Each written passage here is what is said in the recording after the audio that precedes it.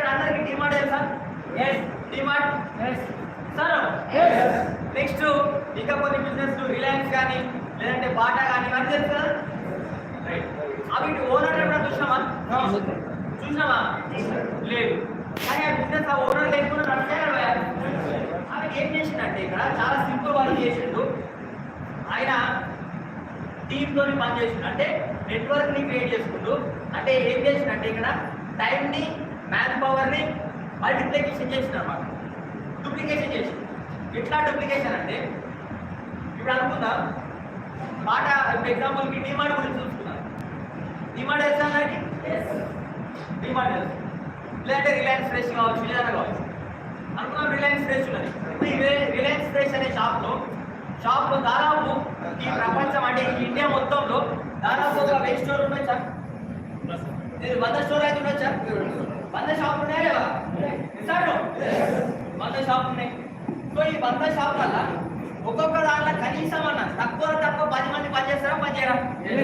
ఇస్తాను, పని చేస్తారు. నెక్స్ట్ మరి 10 మంది పని చేస్తే ఇక్కడ 1000 మంది అవుతున్నారు. ఈ 1000 మంది తలా 10 గంటలు పని చేస్తారా లేదా? ఇస్తాను, 10 గంటలు పని చేసినా కానీ ఇక్కడ 10,000 మంది అవుతున్నారు. 10,000 గంటల పని జరుగుతుంది. మరి ఇక్కడ చూడండి, ఈ 10,000 గంటలకి ఒక 100 రూపాయలు లాభం వచ్చినా కానీ దాదాపు ఇక్కడ 10 లక్షల నుంచి ఇంకా ఎక్కువ గంటలు పని జరిగితే ఒక రోజుకి 1 కోటి రూపాయల లాభం కూడా తీసుకుంటారు వాళ్ళు. నిజాను. మరి ఒకసారి ఆలోచన చేయండి. మరి ఈయన ఉన్నా లేకున్నా, అంటే ఈ డిమార్ట్ ఓనర్ ఉన్నా లేకున్నా, ఈ టీమ్ లీడర్ ఎవరైతే ఉన్నాడో అంటే ఓనర్ ఎవరైతే ఉన్నాడో ఆయన ఉన్నా లేకున్నా పైసలు వస్తాయి రావాలి? వస్తాయి. ఆయన ఉన్నా లేకున్నా ఈ 100 షాపులు అయితే ఓపెన్ అయితే కదా.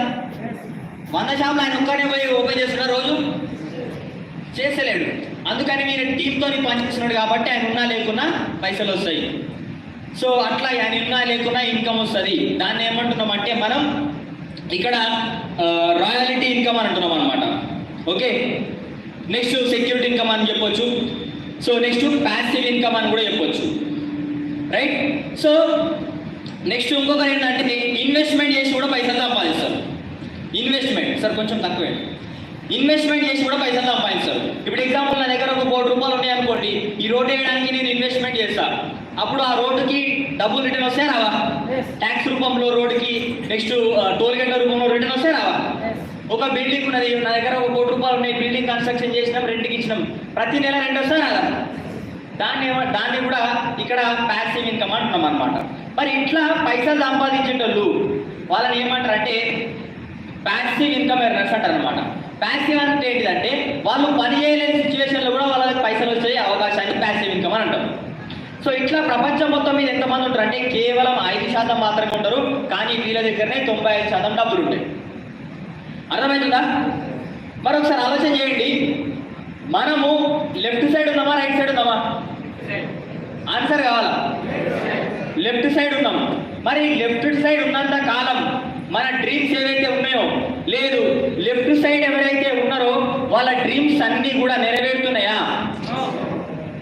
మరి లెఫ్ట్ సైడ్ ఉంటే నెరవేరుతాయా? రైట్ సైడ్కి మారితే నెరవేరుతాయా? రైట్ సైడ్కి మారితే నెరవేరుతాయి. అంటే మనం ఏం చేయాలా? లెఫ్ట్ సైడ్ నుంచి రైట్ సైడ్కి మారాలా. మరి లెఫ్ట్ సైడ్ నుంచి రైట్ సైడ్కి మారడానికి ఎవరైనా పర్మిషన్ కావాలా? లేదు.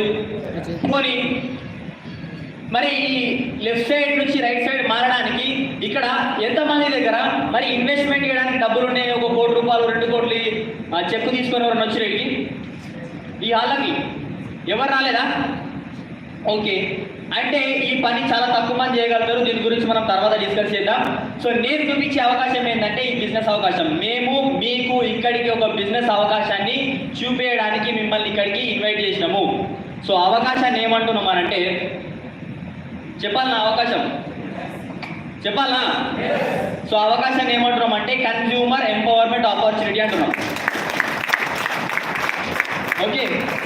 సో ఈ అవకాశం ద్వారా మనం లెఫ్ట్ సైడ్ నుంచి రైట్ సైడ్కి మారి మనం కూడా వీళ్ళలాగా ఎక్కువ డబ్బులు సంపాదించే అవకాశాన్ని మనం తీసుకోబోతున్నాం ఇప్పుడు. సో అందరూ జాగ్రత్తగా వినండి. సో మరి ఈ అవకాశం ద్వారా వచ్చే బెనిఫిట్స్ ఏంటి? మనం ఎట్లుంటామంటే మనం ఇండియన్స్ కాబట్టి ఏదైనా లాభం ఉంటే చేస్తాం, లాభం లేకపోతే ఏం చేస్తాం? లాభం ఉంటేనే చేస్తాం. ఈ బిజినెస్ ఈ మీటింగ్